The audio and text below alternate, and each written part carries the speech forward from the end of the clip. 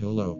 Today I'd like to discuss something that has been on my mind for the past few days, and that is Red Velvet's new comeback. Let's discuss Zimzalabim. Firstly, the concept. Let's get this straight. I don't hate weird concepts. If anything, I am a fan of weird concepts when they are done well.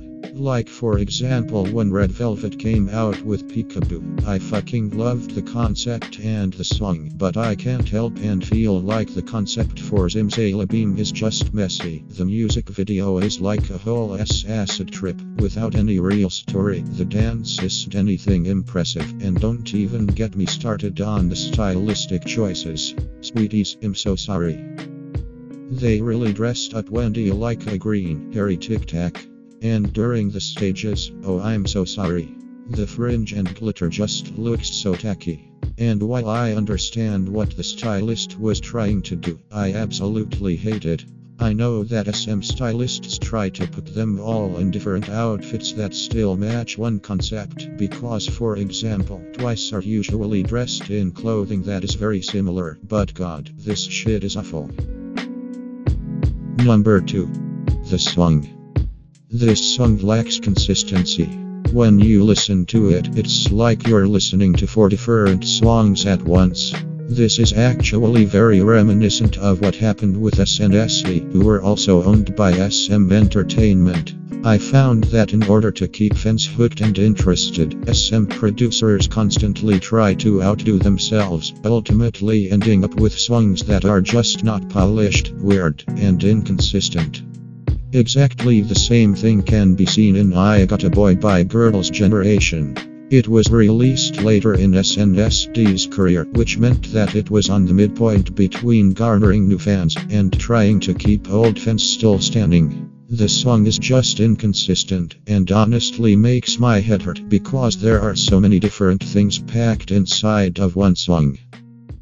When it comes to Red Velvet, you could already see it in Really Bad Boy. The song was all over the place, and it was almost like a foreshadowing of what was to come. Zimzalabim is just as messy and strange. And what I especially don't understand is why SM keeps choosing these types of songs to be their title tracks. I mean seriously, you really made Sunny Side Up.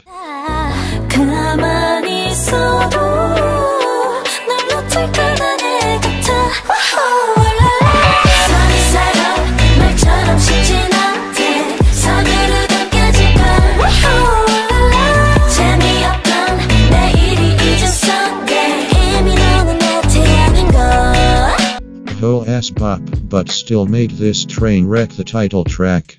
You'll never understand. Number 3. Red Velvet themselves. On top of all of this, I hate to say it, but during live stages, the girls seem to not be enjoying themselves.